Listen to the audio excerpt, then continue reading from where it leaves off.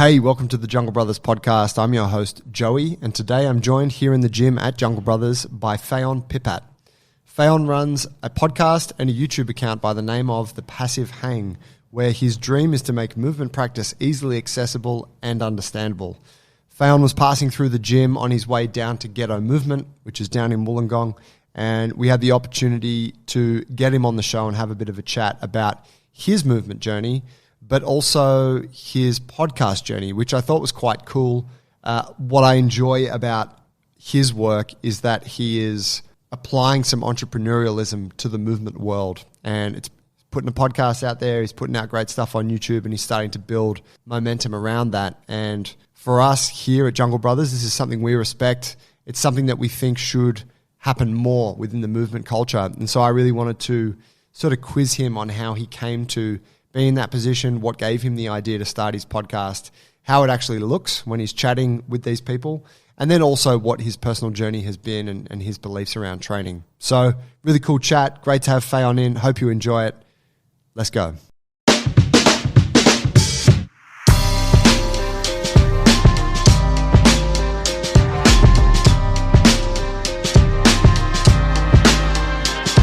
Yeah, tell me what you do for your Zoom podcast, because I did a Zoom podcast yesterday with Tom Emerson, which is awesome. which is really cool. But I've only just stumbled across a process that I like for using Zoom in an interview. Yep. What's your setup? So my setup is very, very simple. I just have my laptop and my Rode, is it Go? Go Wireless. Yeah. I can't remember the exact sort of name. I plug that into my laptop, and then I have a ruler which I clip this mini microphone, and I hold that up as close as possible to my to my face whilst checking the levels. Basically, I'm mindful of the levels, and then I speak into that. But with the Zoom sort of setup, I just record through Zoom. And then after that, I take the audio recording that Zoom makes. I think Zoom has some sort of audio filtering or like application over it, which does something to the sound as well that I've noticed. So then after I take that recording, I put it into Audacity, which is Software of champions. Yeah, free software of champions. So very much like the free as well. Yep. And there I just check and adjust some of the levels. So I look over the whole waveform of the whole file and see if there's any sort of clipping points, that sort of thing. I might reduce those. Otherwise, I just do an adjust of levels just to bring all the levels up as well. Normally the audio quality is pretty good. Like I've had some guests on before where I didn't really specify audio quality to them beforehand, and then it just like came through really badly, and then I end up trying to edit it through Audacity in some way, trying to remove like background noise or to do some sort of filtering or EQ effect to try and bring up like the vocal range as well, which always ends up me kind of making it worse. So, Polishing a turd. Yeah, I try and avoid that, but I have had to do that just like maybe twice before.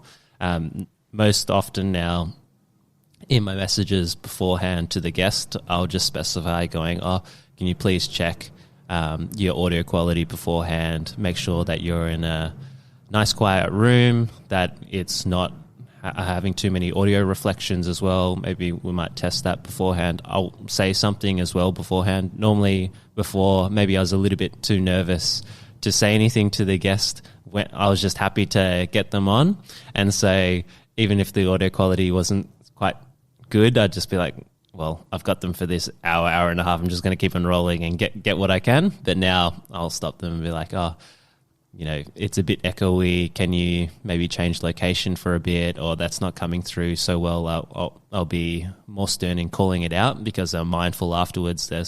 If no one can listen to it afterwards, or it's kind of a bit harsh to listen afterwards, then everyone kind of loses out. And people have messaged me before on certain podcasts where they're like, I think that person had something really interesting to say, but unfortunately I couldn't I couldn't really stick through with the audio quality. This happened on one specific one where I knew like it was kind of bad, but that's all I had. So I was like, no, I got a better job myself of hosting and setting up my expectations to them. So I'm clear on that end. And then if you're doing that, then almost like the editing afterwards is literally just adjusting the levels, putting on like the extra audio clips for the intro, outro, that sort of thing, and then releasing it. And that's what I do. Do you do, in the situation where you ask someone, oh, hey, the room's a bit echoey or whatever, can you change location? Do you go and edit that stuff out afterwards, or do you just keep it all in the episode? No, I edit it out. So normally when we first start, I always make sure to have a little bit of a chat with the guest as well, because most of the time, sometimes this guest is like the first time I'm actually speaking to them and having a conversation. So then even if it is someone that I know anyway, I think it's good to warm up the conversation a little bit, try and connect with that person, how they're feeling on the day as well. Go over sort of what's running through my mind as to what I want to ask about, and ask, are there any specific areas that you want to lead the conversation into as well? Then after that, go, okay, well, how much time you got as well. I'm always mindful of people's time, and then go, do you want to get started? I'll launch into it. What I'm going to do now is I'll give a little bit of introduction, and then we'll start the conversation. And then from there, then they'll be like, all right, let's get started. Then I'll give a little intro where I'm just speaking as well. I always like to lead it off by speaking a little bit as well. I think that makes them a bit more calmer as well, especially if they're a bit newer. Maybe it's their first podcast as well. And then I hand over the mic to them by just, depending. I think you can always tell if someone is comfortable behind the microphone or not.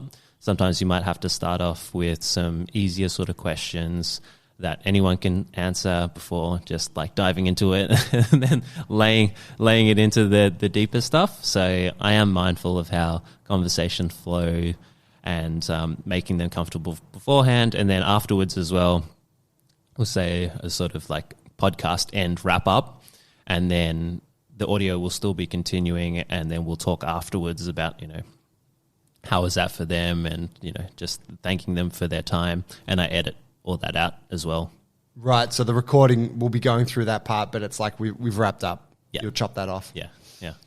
Man, you must feel it was a harsh start today then, given where I'm just like, hey man, stop talking. I'm going to hit record. We'll just have a catch up right now on air. How do you do it? This is like the whole unedited stream. It's just going on. It all goes on. Yep. Well, I haven't settled on a consistent process that I use, but yeah, as I mentioned this morning, one thing that I feel when someone comes like you here today at the gym, when someone comes into the gym, it's, I mean, you've been here a few days now, right? But let's say it's like the first time you walk in, you come up to the office, there's some other coaches in here.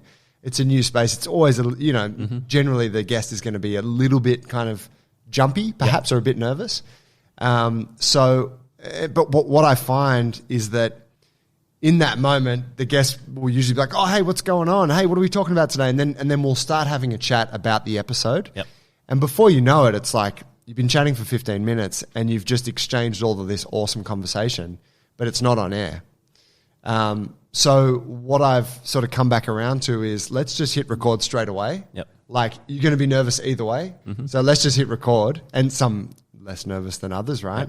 Yep. And then capture it all. And if for whatever reason it was like shit, like you were just dribbling a bunch, like it was completely irrelevant, then I could edit it if I wanted to. And I could be like, hey guys, welcome to the show. Today we're chatting with Fayon, but I actually really just like the conversational thing. I want to know about you. Yep. I want to know about your show. I want to know about your training. And so I'm like, well, that's the same shit I'm going to ask you when I see you in person. So why not just ask you on air? Yeah. And in the past I've done more of a formal sort of, all right, do some research on Fayon, like what are his kind of, key achievements, like his podcast, The Passive Hang, and I'll be like, hey guys, today, and I'll try and do that thing, today, and he's the creator of, and I actually found that while I thought that it was a respectful thing to do because it is sort of introducing the person with the proper sort of reverence, and it's giving the you know, that's giving the context. Oh wow, this person, you know, he's a movement guy, he's got a podcast, you know. But I also found it was just kind of awkward for me because I don't really talk like that. Yep. So now what I do is, you know, we roll into it the way that we have, and then I will record a little intro later. Yep. They'll be like, oh, hey guys, I'm chatting with Fayon. You know, you might have seen Fayon, so I'll do a little intro there. I like that. Yeah, and I've found that combination works well for me. Yeah. What I noticed with the Zoom thing is that there's always, like say yesterday chatting with Tom, there's always that awkward thing where it's the first time we've ever spoken, look, you know, been face to face, albeit through a screen. Undoubtedly, some good shit comes out, and then I'm like, oh, hey, I'm going to press record now, and we'll start the episode. And I find that that's like a disruption to the natural flow that we were in. On Zoom as well, you have that robotic voice that goes, this recording has started now. Yeah. This meeting is being recorded. Yeah, it's really lame, right? And I hate that. So what I do now, if I remember to, and I told Tom, I said, hey, I'm going to send you the link, and it's already going to be recording. So as soon as you jump on, we're in. That's good as well. And it just means that we miss that bit. Yep. And you know, he was like, oh, can you hear me? Yep. Am I coming through? Yeah, good. So I chopped that off. Yeah. But pretty much it's like, hey, let's just get into the conversation. Yeah, I like that. I think if you be upfront with people, then they can respect that as well. So, and if you send that communication beforehand, because, yeah, I've had it a few times as well where some guests might be going, oh, are we going to be recording as soon as we start? I wouldn't mind like a bit of a conversation beforehand as well. So I think it depends guest to guest as well. So but if you let them know what to expect, then they can adapt towards that, and maybe they can make their request as well. So, yeah, things to keep in mind. I like you got to think about, you know, your podcast game, you know, what works for you as well. Definitely been through like a few phases where, like, similar like you, like researching like heavily beforehand and being like, shit, I'm going to get this guy, like I'm going to read everything about it. And sometimes it's tricky as well, because sometimes I try and get guests where they don't share so much on their online presence as well. Or maybe, you know, it's just like wild movement stuff, right? But apart from that, they haven't really talked about their own like self-philosophy or story or anything like that. But that's why I want to get them on the podcast, because I want to find out more about their story behind them, apart from this crazy movement flow trick or whatever that they can do, and try and share that with the world, because I'm interested in their story, so I'm sure that more people would be interested as well. Those ones I kind of find tricky, because then you can't really prepare. You just got to go, oh, like, I'm just going to see how this conversation goes, and hopefully they can communicate well. So, and that's quite different to someone where if they're sharing a shitload online, you know, like if I was to interview you, I'd have all this material to dig into. I share a lot of stuff. Look, you got a podcast. Yeah, you know me, don't you? Yeah, that's a great point. So then I could refer to all this stuff that you've already shared as well, and that could go off into all these interesting tangents, right? So that can change the flavor a lot. Now, I definitely appreciate it when people share quite a lot online, and then maybe you ask them and then it sort of deviates in a different way than you were expecting as well, because then you're like, yeah, you know, people were complex beings with a whole wide range of different perspectives as well, and sometimes we share and we get known for a certain perspective or view as well. And sometimes it is the case, like you might just dig into that and then they expand on that view even more heavily, and you know, oh, they're all about this and they love that. But then there's other times where you kind of start off there and then it just branches out into all these different tranches, and you're like, oh, like, yeah, this is what it's about. Like someone who has an appreciation for, you know, the broad perspective and the complexities of life, and there's a lot to talk about and to learn about from just them being a human being. And, you know, I really, really like that. Yeah, that's an interesting point. I've encountered it a couple of times where I've had a guest. I think most of the time people surprise you and you're like, oh, cool. Like, wow, like you end up getting into parts of the conversation that maybe you hadn't anticipated you would. But I have been surprised a couple of times where I've had a guest and I assumed, oh, this is going to be really awesome because we're going to, talk about this. And I've been quite surprised to realize that you don't hit a dead end, but it's like they don't really have anything to offer outside of maybe that one key topic. Mm-hmm. And even on that, some and I want to go into like your podcast and its, its reasons for existing, but, we talk training a lot of the time, mm-hmm. and I've been surprised with certain individuals where I'm like, this person's they're very deep in their training. What they're doing is at a high level. They're training other people. Man, I'm really interested to hear their views on it. And then you get into it and they almost don't offer any views and you're kind of trying to get it. And it's like, they don't really have much to say. Yeah. And you're like, wow, like it's very much the exception. But do you ever find that have you ever come across that same thing? Yeah, I found sometimes with certain people, I think it's just challenging to communicate maybe for them with certain training areas, or like you kind of want to probe deeper into a certain area because you want to find out about it. But then you feel with the answers coming back that you're not going to get that much for whatever reason. So you might push a little bit, but then and then you kind of have to take another tact or ask about a different sort of area. Whereas some guests as well, as soon as you ask them, they can just spiel for like 20 minutes from one question and go all in depth.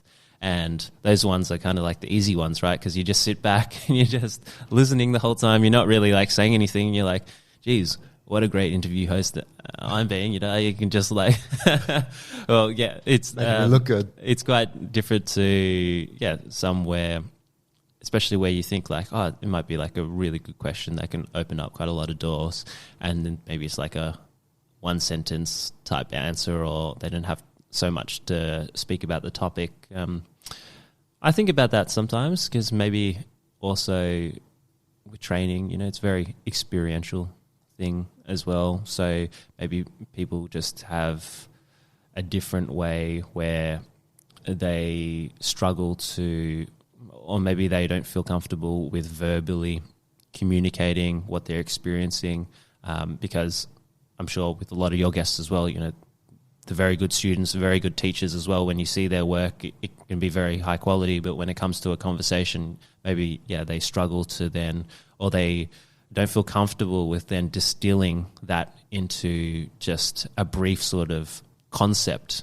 Even if you talk about it for 10 minutes, sometimes maybe it doesn't feel like you're doing it justice as well. And that's true to a certain point, but some people have a way with words as well, which makes sense, that can communicate and resonate very well with maybe a broader segment of the audience because they can communicate in that way. And then maybe some other people can just communicate better when you're actually on the floor in the fighting pit with them and they're showing you, and that's the way that they can connect as well. So I think it's just, the podcast and the format of it probably suits a certain type of person very well, and then for the other type of person, they just prefer a different sort of avenue. You have a very balanced view on that. I think I tend to be a bit harsh where I'm like, guy's a fucking idiot, couldn't tell me anything. but no, you're totally right. I mean, it is an abstract, like it's a unique channel of conversation, isn't it? Or communication. Yeah. It's different to being out on the training floor and like, hey, let me show you this technique. Let me share something with you versus you got earphones on, you got a microphone. I'm like, it's one-to-one. Yep. Yeah, it's a great point. One of your episodes that I listened to that I really enjoyed was with Rodrigo Salalima, who's a friend of mine. And shout out, Rodrigo. Awesome fucking guy. I miss that dude. And he's in Brazil, for those who aren't familiar with Rodrigo, and he runs a gym called Practique Movimento, which is a tough one for most English-speaking tongues. The way he says it, by the way, is like completely different as well. Oh, he says practique, doesn't he? Yeah. Yeah, like that brings me to what I was actually very impressed about from his side was that he did the whole podcast in English. And I picked up a little bit of Portuguese over the years, mostly through the world of jiu-jitsu. And I enjoyed speaking with him in Portuguese, what little I had when we spent time together at the movement camp and stuff. And I was aware that, English was his second language and that he's also in Brazil running a business. You look at his Instagram, it's pretty much all in Portuguese. He often does he'll do a translation in his posts and stuff. But I was like, I wonder how this will be, because long form conversation, podcast, that's a different beast, isn't it? Yeah. If you're speaking in a different language. He was fucking awesome. Yeah. He was infinitely more engaging than a lot of native speakers. Tell me, talk to me about that, how you perceive that episode and just that communication piece with someone like him. Yeah, I felt that language wasn't a barrier at all, really. Beforehand, I think Rodrigo was saying English, is my second language. Let's see how we go here. But as soon as I opened up the Zoom and we started talking, I was like, we're not going to have any problem, really. I think his energy shines through, and I don't think he found any difficulty with the words as well, with expressing the concepts that he wanted to express as well. And I think what I got out from that episode especially was I could just see and hear the way in how he expressed himself. There was a great deal of integrity there, and that he really cared. He really cares about his art, his practice, but then in sharing that as well. And he's invested equal amounts of time and energy into sharing that practice, as well as, I'm sure, he was talking about it for a while, he did the thing where, with Ido, he's practicing 8-12 hours a day, that sort of thing, right? But he has recognized that other than being a practitioner, he wants to be a teacher as well. And to be a teacher and to be a sharer, he needs to invest equal amounts of energy, if not even more energy, into that at times. And apart from being a teacher, he needs to play also the role of a businessman and a leader within the community. And he's invested time and energy, and intelligent time and energy as well. He hasn't just been I'm working really hard and trying to do it just by working really hard. He's actually taken an intelligent approach, I believe, to leading and building a community. And so I can see he sought out help there and tried to find what might be a process that works for him. So similarly, for when you move into a movement practice, right, you might find a teacher and it's your first time, where then you're exposed to going this is intelligent training, or more intelligent, or more thought out to how I was approaching it before. And, you're amazed by it, because then you're making all these gains, and, that draws you in deeper, and it feels really, really good. And you're just shit, yeah, this is the way, or whatever. But then you got to realize, outside of that, when you want to share your art as well, that the biggest barriers that are going to face to you as well is that, one, got to find the people that want to be taught as well. And that can be hard in itself, because you love it. Other people don't get what the hell you're doing, right? So there's a element or challenge of communication to start, one, finding the people, reaching out to them, resonating with them. But the same thing with your practice, right?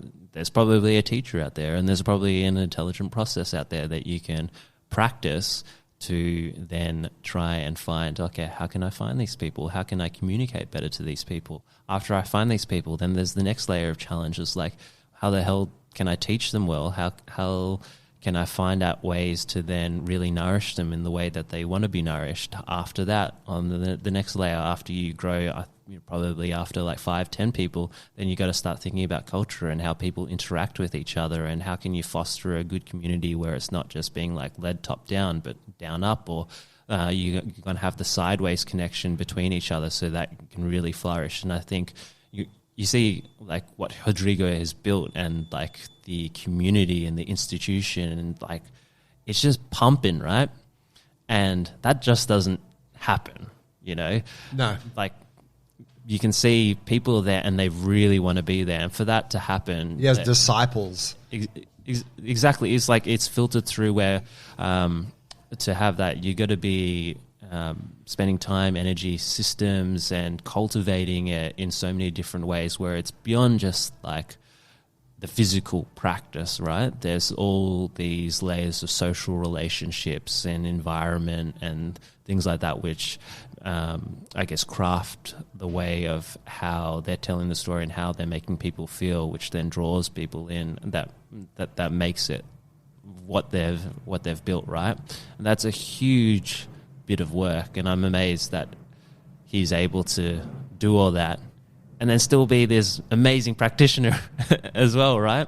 And learn English and do all this stuff. So and his passion for for his form of agriculture, for gardening essentially, but on a big scale. Exactly. I took that away. Like, man, how the fuck does this guy squeeze it all in? Yeah, and when he's talking to me, like, because we did the podcast, I think on his Sunday morning, like 6 or 7 a.m. as well, and he was up. You know, he just had heaps of energy. He was like all smiles. You could see just like really awake. And I was like, this is a guy who knows energy management. And that's something that I'm always very, very mindful of as well. And I think is like the key to ongoing like success for yourself is just like how you manage your energy. And that's what I got out from him. So, because if a guy can like wake up and just be buzzed as all hell, 7 a.m. on a Sunday morning before he goes out into his forest, chopping down trees or whatever, and he's doing all this movement practice and running a business, he's got something right. Great observation. Tell me about your podcast, The Passive Hang. Mm-hmm. Tell me how long it's been around for. I want to know also why you started it. Yeah. So I started it at the start of the pandemic. So I think that was like March 2020-ish. Yeah. And so, that time, a bit of a funny time, and stuck at home. And I was getting really deep into all this movement stuff, right? But then I had this like opportunity cut away where like I couldn't connect with anybody as well. And I just started connecting with people from around with Australia the year before. So that was where I first met like Rod Cooper and like John Marsh and Vic Hawksley and guys like that. And so I was really like getting a lot out of going like, oh, now I'm starting to put faces to all these profiles that I'm following. And I didn't want like this sense of like, I think sometimes you can cultivate this strange relationship with people that you just like follow and then you don't engage with, because you just kind of know their life or maybe like the life that they're kind of sharing, but then you don't, it's like a one-way conversation where then you're not having any engagement from your side. They have no idea who you are. And then, say you ever meet that person, it's kind of a bit weird or it's kind of a bit strange, right? We've all had that experience. And then, during lockdown, you couldn't even actually meet anyone because you're stuck inside your home. So I was like, oh, well, I want to continue a way where I can build relationships with people here. It was like at first like just here in Australia that I had the views on. I was like, like I can just direct message people and do all that sort of thing. But then, I was listening to a few podcasts as well. I was really getting a lot of this conversational style. I was like, oh, maybe I can have a conversation and use this as a excuse to connect with people. So with the Passive Hang, it was really just like, oh, how can I start cultivating more relationships with people in this movement community? Because I'm really interested in this movement community and have these conversations, and the podcast would be an excuse to have these conversations with these people, and maybe we can talk about topics which were running high through my mind, such as, like what are people's definition of movement practice, because that never seems to be like strictly defined or answered. You know, that's one of the tenets of movement practice, but it'd be interesting to hear people's views on that. And then maybe some things about training as well, because I was getting really like involved with my training and really obsessed as well. So initially, like a lot of my podcasts were just with people who I already directly knew. If you go back to like the first like 10 episodes, that sort of things, these were all people that I'd already met like face to face, that sort of thing. And that just gave an excuse for like a deep conversation about a topic that maybe we'd already shared, and then a way to put 2 hours aside and just talk about that. And I really, really enjoyed that. Then I started noticing, going like, oh, maybe I can just like tap someone on the shoulder, like on Instagram, send them a direct message and see what they say, and just invite a guest that I'd be like, oh, this would be amazing. Like I was always wanting to connect with this person. You know, a good example of that, like early on, I invited Tom Merrick onto my podcast, who's the Bodyweight Warrior on YouTube. And he is the person who actually introduced me to Ido's work at the very, very start, because I was, at the time, I was looking for like fixes to my injuries and stuff. So he had some mobility routines, that sort of stuff. And so he credited Ido for one of his shoulder things. So I was like, oh, who's this Ido guy? And then that led me through a whole path. But I was very inspired by Tom's work and how he shared. And I was like, oh, it'd be so awesome to connect with Tom. Like, I wonder if he's ever going to like read my email or like my message. And it'd be awesome to connect with someone who I've watched heaps of all these videos. And again, it's like that one-sided conversation where he has no idea who you are. And then, you know, to my delight, immediately he answered my message. He'd be like, yeah, well, let's have a chat. Like, love to jump on. So then you're like, oh, now I've met Tom. I've had this conversation. We talked about training, and isn't that awesome? And so it just kept on developing on in that way.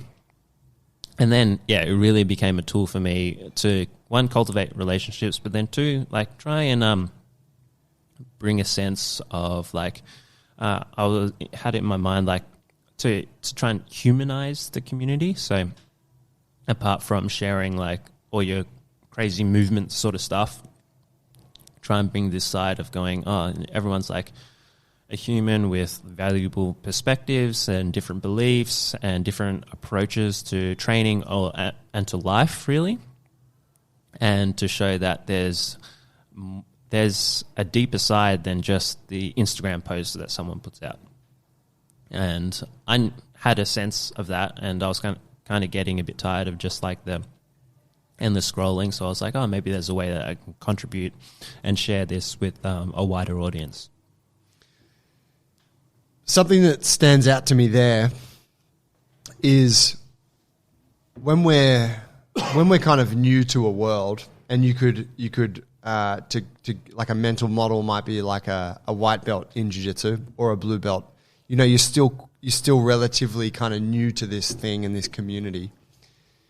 It's really easy at that stage to feel like you are underqualified to talk about it, right? Like, so your standard blue belt, actually no blue belts these days that have YouTube channels about jiu-jitsu, but your classic blue belt, white belt, they're like, oh no, like I can't start a podcast on, like, who am I, right? I need to be like a brown belt or a black belt before I can. And something that stands out to me, and I'm not calling you a white belt or even a blue belt, but that doesn't seem like just that it's a self-limiting belief, right? Mm-hmm. Because of course, if you've got something to say or something to share that could, whether or not somebody else wants to listen to it or not, you should, right? Like I think we can all agree that's a wonderful thing. And podcasting is an amazing medium for that.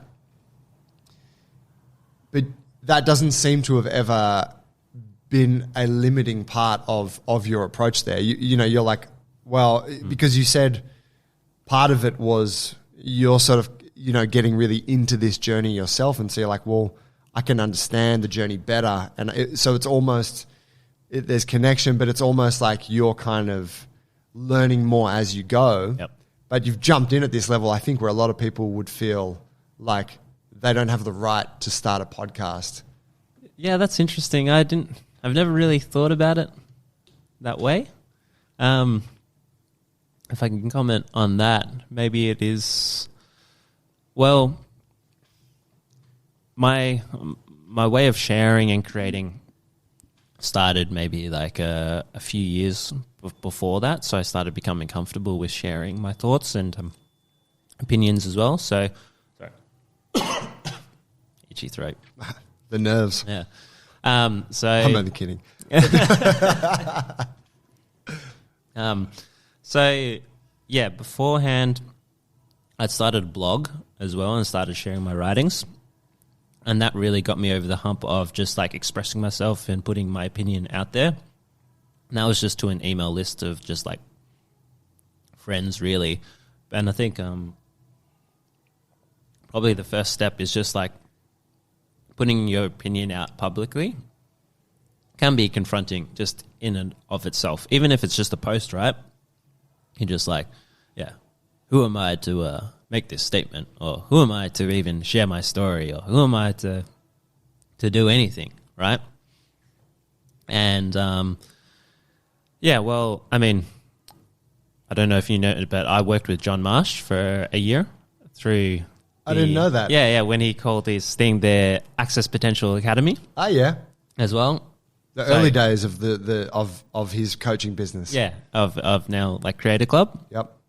And so that really helped me as well. John was always a big advocate of sharing your voice, and like he was a mentor to me and like really helping encourage me to be true to that as well. But even before John, I'd been actually on this big bicycle trip where I was bicycle push bike touring for 2 years in Japan and China. Wow. And I was sharing that journey online, one, just because I thought it was awesome, but two, like my friends wanted updates. But that already got me in the rhythm of sharing publicly online what I was doing. So maybe that was like a bit of like a practice or testing ground as well. And then the formality of it like started increasing through like one, through the blog at first, and then two, with the podcast. So by the time I got with the podcast, I was just like, I'm just sharing what I'm doing and the people that I'm interacting with. And I think that's awesome. So maybe some other people think it's awesome, but I do recognize like maybe for someone who has never done anything like that, it's probably quite confronting. So what would I say?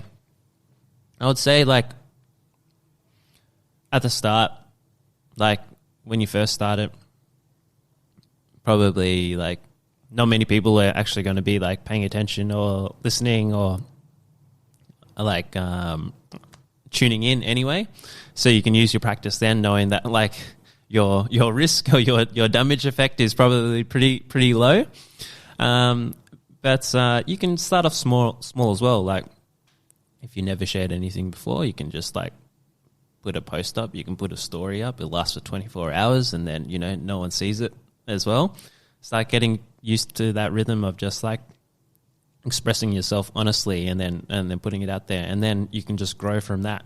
And talking in training terms, then it's like progressive overload. You can start with a story, which is like it can just be a picture, and then end up with a whole long form video or conversation, and it's just like the steps to get out there. You can grow like that, and that's probably a good way of exposing yourself. So, but I think through that just started conditioning me to just be going, oh, okay, like I don't think there's any harm in just putting out what I'm doing and what I think as well.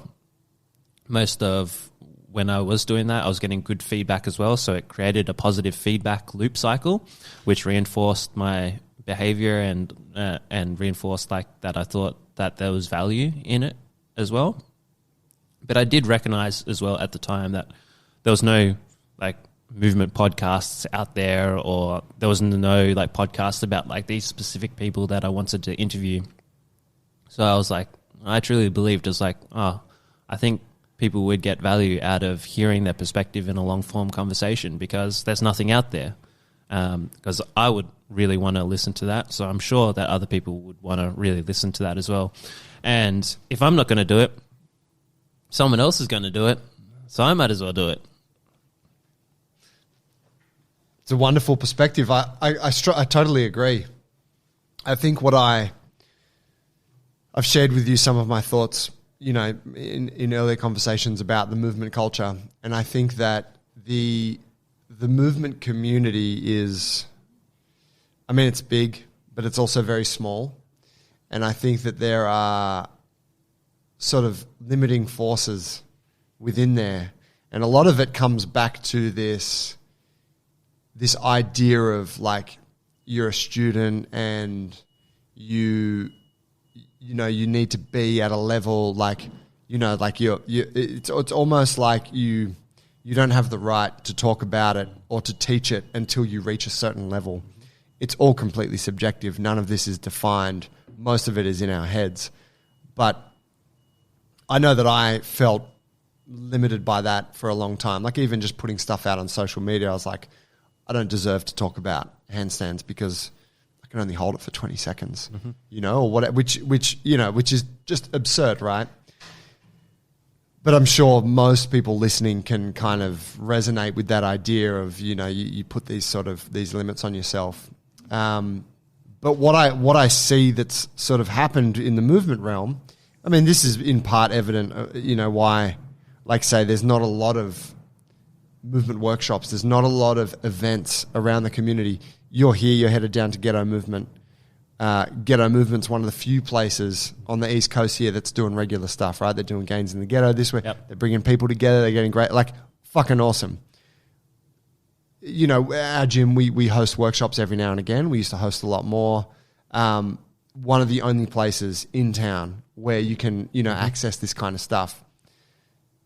But there's people out there doing it. So what it leads me to think is that the culture on a whole is somewhat limited. People are like, no, I don't deserve to do that yet. I can't run workshops. I can't host an event. Whereas you go to, a different, I don't know, you go to powerlifting or you go to that kind of world and there's shitloads of things going on because, everyone, like a whole bunch of people have got something to share. Yep. And I would argue there's probably less judgment because it's maybe just been around a bit longer and whatever.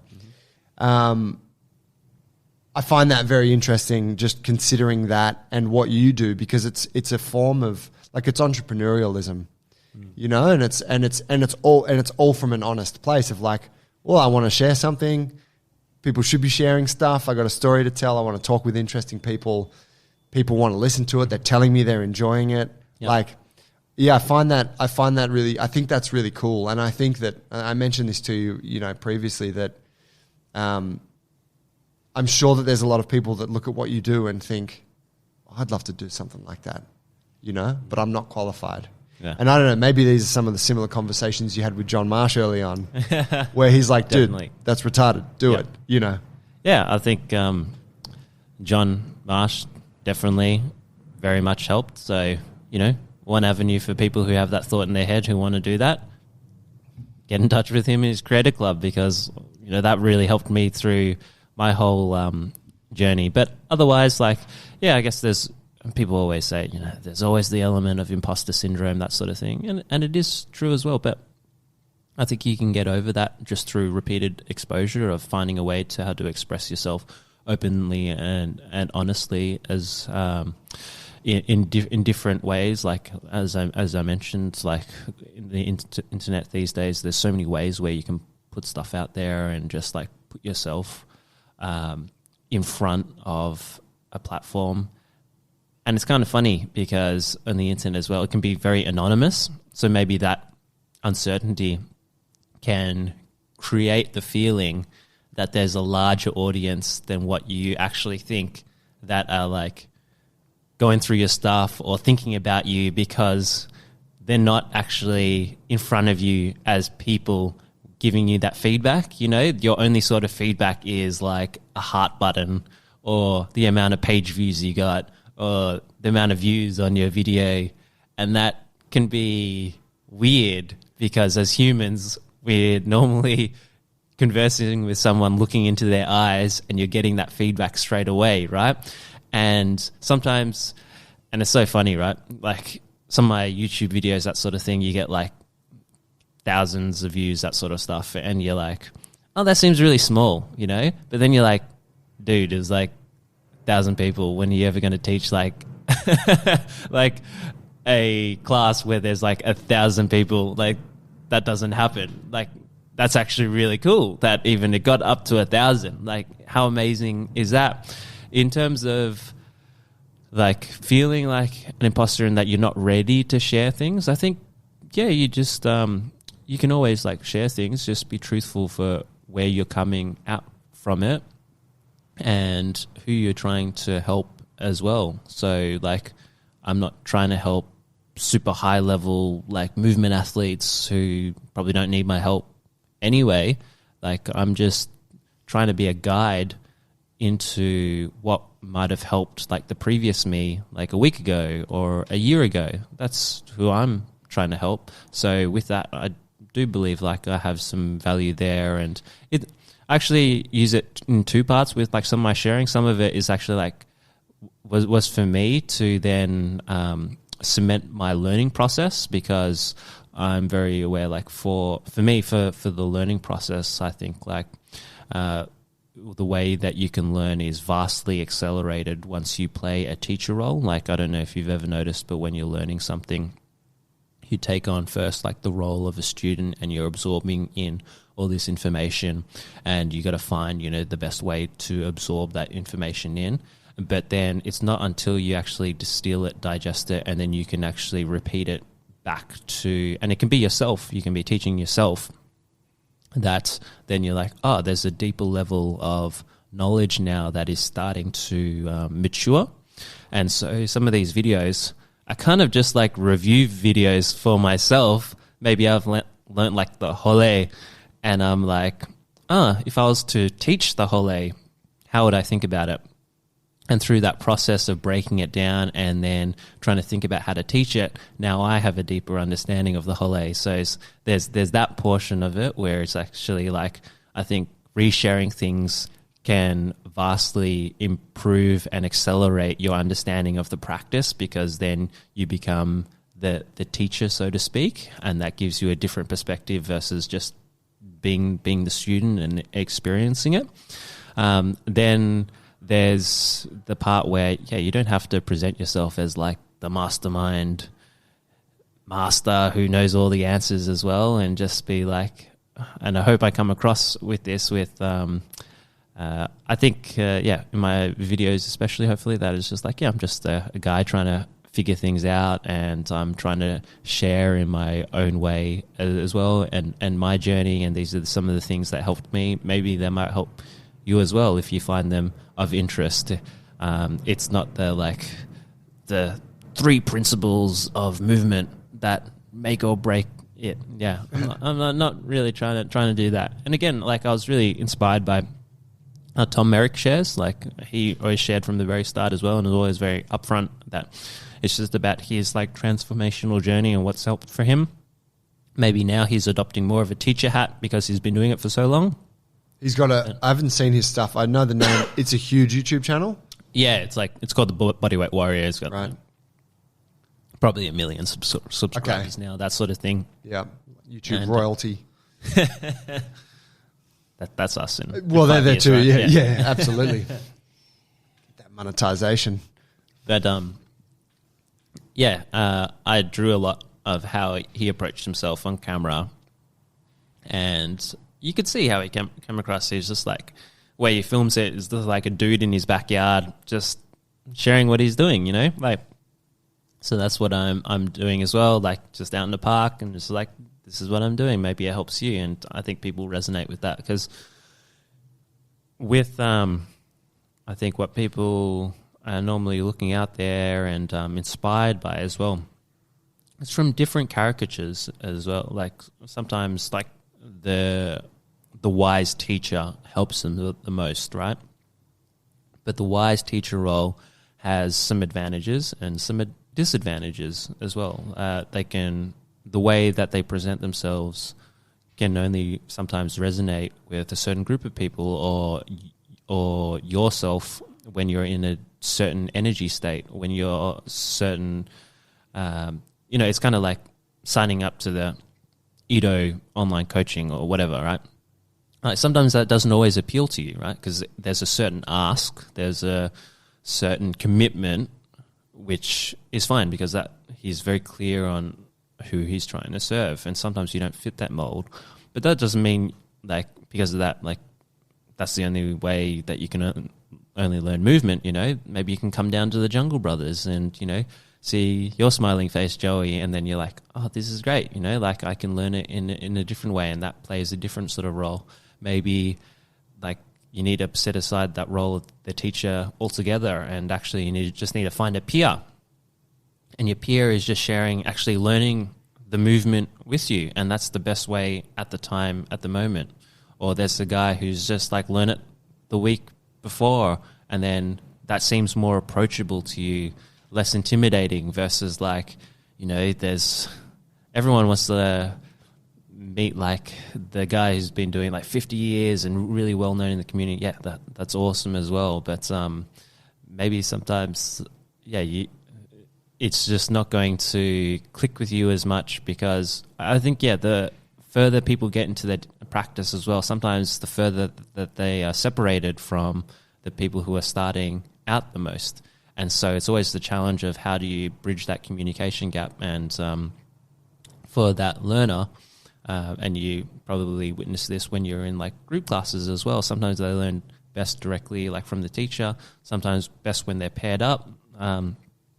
It can happen in all these different facets, and I think we need to celebrate that fact. And if you're feeling like the imposter syndrome, that's the fact that you can remind yourself of as well. And when you're out there sharing, you can present yourself as like the peer or the guide, and not necessarily as the teacher all the time. And maybe that can help with overcoming that. That's a cool segue into your training journey. I'd like to know, like, where did it all start for you? I know you practice capoeira at the moment. Yep. How long has that been going on for? So I've been practicing with my school for a year and a half. So still pretty recent, yeah. Awesome. And where did it, like going back to the start, where did this whole thing begin for you? Yeah, well, like with what you can more title like that, a more like movement inspired perspective, probably from about 5 years ago. I've been physical training since I've been quite young. I grew up as doing competitive swimming. I was very deep in like swimming. Is that where the shoulder girth comes from? Or the bone density over the years. Right, you got a thick upper body. That struck me. I was like, wow, that guy really wears that jacket well. Thank you. Is that a? I mean, you know, I'm guessing swimming didn't change your bone structure, but maybe. I don't know. So the greatest swimmers that I've known have wide shoulders. I was swimming since like 3 months old. My mum put me in a pool. Holy shit! And cool. then I was competing up until I was about like 15 or 16. During that time, it was very much like absorbed into that world. And then I took like a break for about like a couple of years from any type of physical training, because I had to study for my year 11 and 12 studies, and I was all about that. And then at uni, rediscovered the gym with a friend and really got into like just lifting heavy. Like I was like, this is cool. Awesome. Yeah. And so just trying to find ways of just like maxing out a deadlift and a squat. And at the time, I think there was like a lot more focus on the bodybuilding sort of stuff. And I was very much interested in all the barbell lifting stuff at the time that didn't actually seem to be as popular. Whereas, now it's like completely different as well. I also remember when I found like the old CrossFit blogs. Do you ever remember that? When they journal. The journal, and they used to post like the WODs there, and I was like, oh, this is cool. And I tried a few of those. I got into Olympic weightlifting for a bit because there was an old guy at the gym who was doing it, and I was like, that looks awesome. And then I befriended him, and he started like just teaching me his way of doing the clean and jerk and the snatch. So that was really nice. And then I like, because of that period, I kind of like blew out a bit with the weight, because I was like smaller, like under 70 kilos beforehand, then suddenly put on like 10 kilos, and I thought I was like big and strong. And then I joined like the field hockey team, and I started running around, and I was like, I can't move anymore. Like my legs, they're strong, but like they're big bricks.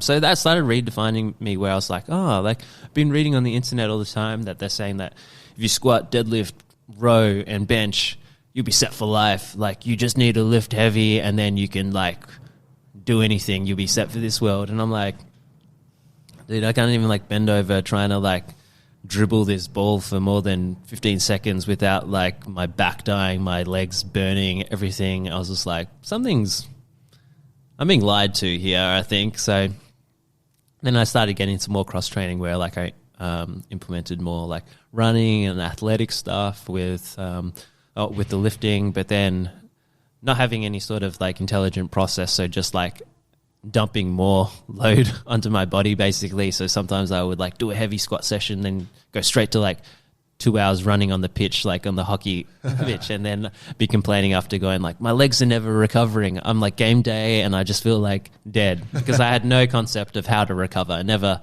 looked that up.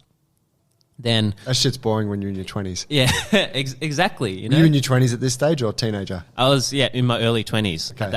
at that age. So I was just like, yeah, just do more, no pain, no gain. And then I had a few, like, injuries through, like, a skiing accident and working at a warehouse as well, and I never really, like, properly rehabbed that. So then, like, that presented itself in a few issues where, like, I was, like, getting a lot of, like, neck tension, and right scap was, like, playing up, and then my foot and, like, down my left leg as well had, like, some sort of issues. And I just got to the point where I was just like,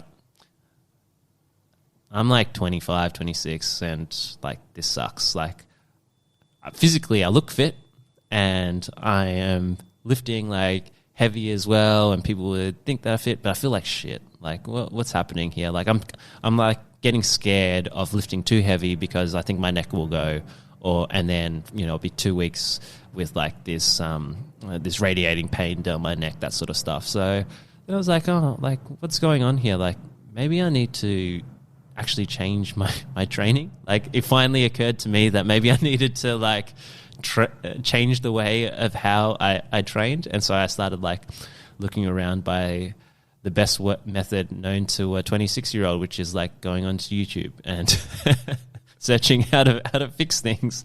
And that's where I started finding about, like, I think at the time, like, mobility and all that was starting to become popular, and I found, like, Tom Merrick, and then, like, found the old Edo blog. And, you know, once you see the old Edo blog, it's just like, who the hell is this guy? Like, what's this guy all about? This is amazing. Like, I want to move like this guy. But at the time, he was posting interesting things like the squat routine, like the shoulder stabilization stuff. And I was like, oh, let me try that. All this kind of foundational stuff is there, isn't it? Yeah, and I'd never, like, thought about doing stuff like that, like, even just, like, sitting in the resting squat and then just exploring around that, like, say in the squat routine.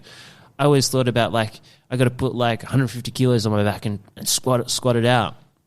So I'm doing this stuff, and then I'm like, this actually just genuinely feels good. So maybe there's something there. And you're playing around with, like, a band shoulder thing, and it's just light, but it's just pumping blood through, and you're like, oh, my shoulder's, like, feeling better. And that's where it just experientially it started clicking with my body, where I was just like, I think this is, like, the way. And there's something about not being stuck within these, like, main popular ideas of, like, there's, like, best lifts or, like, best things where you really have to push yourself hard and lift as much as possible and just grind yourself to the ground. Maybe there's, like, this softer side as well, and there's this more explorative side. And so that's when maybe there was this switch towards this, like, broader perspective out of just thinking it more traditional fitness, whereas, like, I go to the gym, I pound hard, and then afterwards then do nothing. Steak. Because that's what I do. It's literally just be like, yeah, super hard session the rest of the day, just, like, not really thinking about it, to then going, oh, okay, like, wherever I am, maybe I can move my spine. Maybe I can just, like, squat down, and maybe I can do things throughout the day which are lighter as well. And they're actually making me feel better the more I do them. And I don't just have to do, like, a hard session. I can do all these more broader things, kind of like weird looking things as well. And that can nourish my body in a different way. And that's when it started clicking for me. I was like, I think there's something there. Who are other people, like, involved with this who might I be able to learn from as well? But at the time, like, I was just preparing to go on that 2-year bicycle trip to China and Japan. So like I was kind of like preparing for this trip by doing all this like mobility stuff and like feeling really good and trying to get deep into it, but then not really having the resources to then invest in like an online coach or anything, or even then like the concept of online coach was like a bit foreign as well. So I wasn't really like thinking about that, but I was interested in finding out more. But I was like in the countryside in China, right? And then no one was around me. So I'm just like trying to learn off the internet what I can do. And I was just like exploring just on the side of the roads, whatever I could, which served as good breaks because I was cramped up on my bicycle seat for many hours at a time. Then as I was doing, I'd be stretching out the body, just limbering the body in all these like lighter forms of movement that I was finding. And yeah, I think that's where it sort of developed, and I started getting more interested into it. And like my prism of the world was just like what I was viewing on the Instagram and YouTube, because I was just in the countryside in the middle of rural China, and that was my only outlet, right? So that also developed more of the motivation to connect with people personally afterwards, because I was consuming so much, and that, just at very arm's length, because that was the only avenue I had. And then one of my motivations for when I was coming back was like, oh, maybe I can actually like find a teacher and connect with people in person. And so that's what led me to like meeting John Marsh, and then also like my first like maybe proper movement teacher, who was Tejovra, who's from Perth, who's down in Melbourne at the moment. Tejovra. Yeah. So he used to be part of like the Aspen coaching team like many years ago before he moved over to Melbourne. And I learned from him for a couple of years, and that's where under his guidance I was like, oh shit, like this is really a thing. This is cool. Yeah. This like what I'm learning, it is really resonating with me, and I do think like there's something here. Wow. Take me to where you're at now, because I there's the podcast, there's the YouTube, and you do some online coaching as well. Mm-hmm. Tell me how your experience with all of that, lifting weights, heavy stuff, like kind of classic sort of young dude type approach to getting strong and whatnot. How does that all play into your perspective now? Yeah, it's all fed into, I think, make my perspective all the much richer, So with, I still lift weights and do a lot of the stuff that I was doing before, but maybe just like not in the same volume as I was doing before, or approaching it in a different way with a different sense of technicality, or a pursuit of trying to understand it in a different way. In terms of, I think there was a bit of a transformation with me where I started sharing stuff as well, and adopting more of a guide or a teacher hat as well. That started developing within me maybe just like 3 or 4 years ago, where I could see like the obvious benefits to what I was experiencing. And so I think there's always a natural inclination to help the people around you, right? And so something that is bringing you so much joy and so much benefit physically and emotionally, spiritually, all that sort of stuff, you kind of like, oh, wouldn't this be great to share? How would I share? Normally then you start playing like this teacher role. And so that's where I started to develop. Earlier on, I used to run a few classes as well, just sharing it with my immediate friendship group as well. And I could see like the joy that was bringing it to them as well, because they'd never seen like some of this stuff. I used to call it like PE for adults, because I used to show like a lot of like the partner improvisation drills, that sort of task-based stuff, because I thought that was really interesting, and I could see like no one had ever really done that before in my friendship group. So then from there, I started developing a motivation to go, oh, maybe like it would be cool to guide people more like individually and expand that sort of offering. And through the podcast and the videos, then naturally like people started getting interest in it. They started asking me, messaging me as well.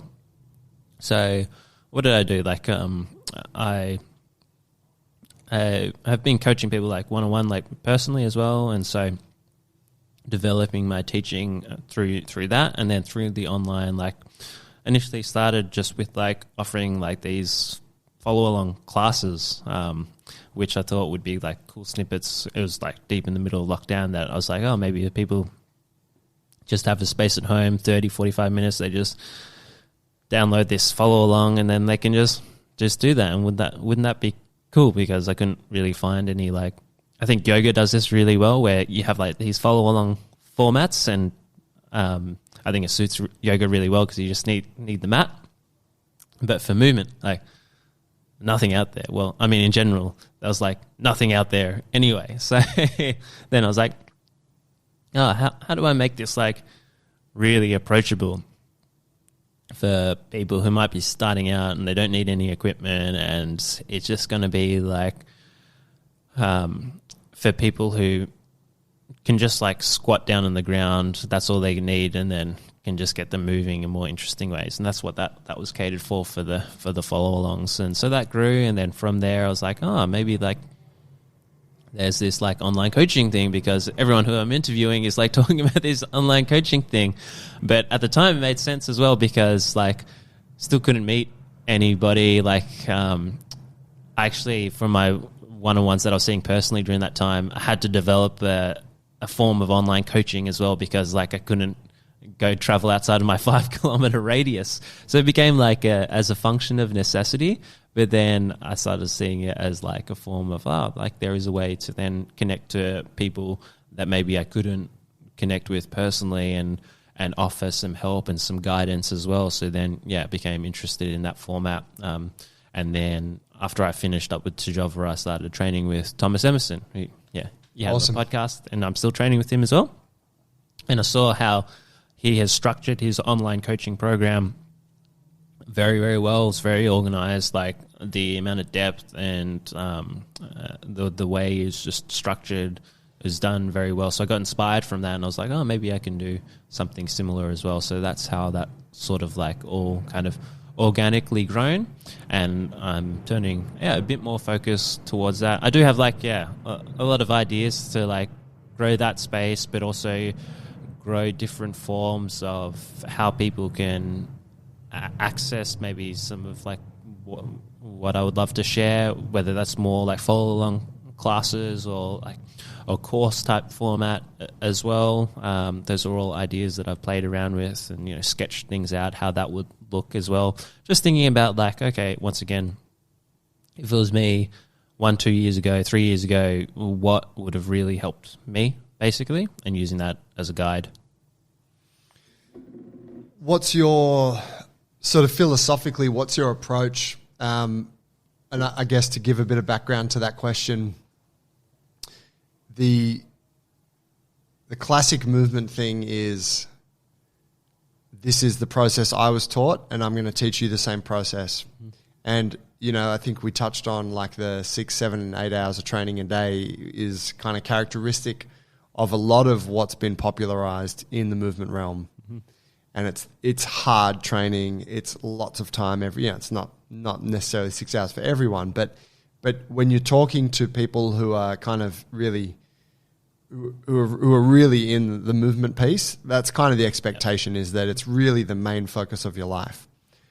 Something that I see a lot with it, and having a gym that teaches some movement, it's important. Like, well, it's a natural place you get to where you're like, 6, 7 hours of training a day. Most people come to the gym 3 times a week. They got about an hour. Yep. You're like, fuck, this doesn't line up. Yep. So you have to find a way to like thread it into what, in a way that is accessible for people.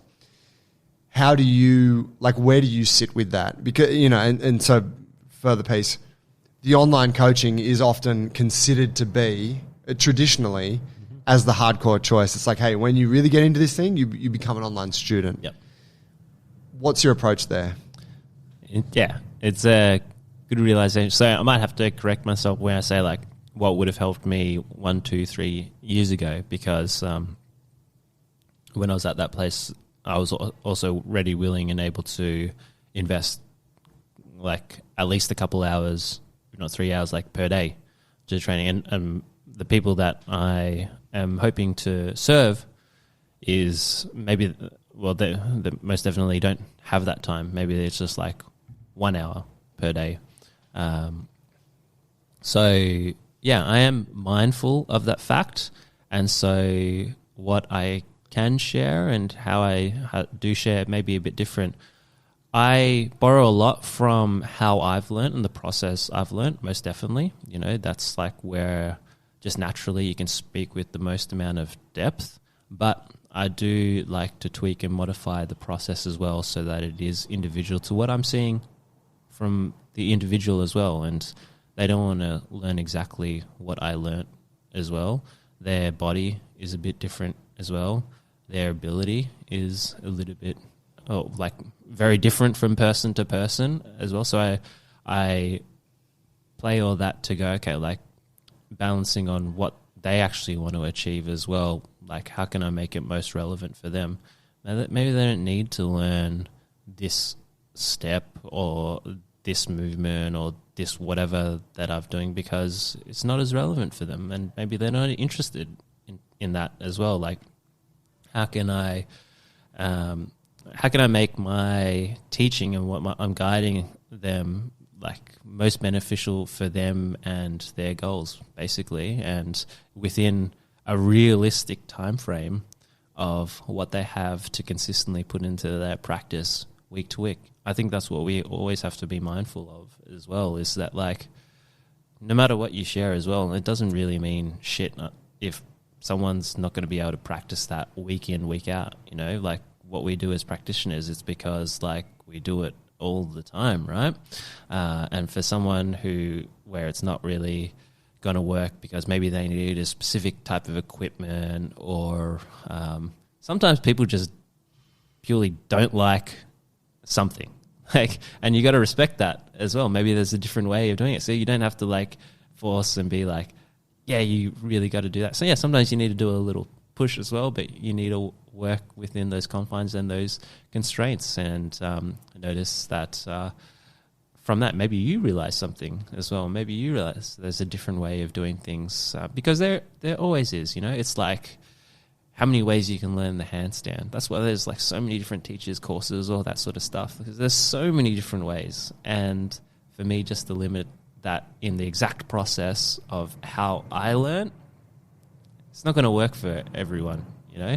And for some people, maybe it's just like they just got to spend whatever time on their hands every single day, and that's the one that's going to click. For other people, maybe it's like a larger session once every 3 or 4 days or whatever. And I think it's about trying to navigate that space and finding out what then works for the person who you are trying to help.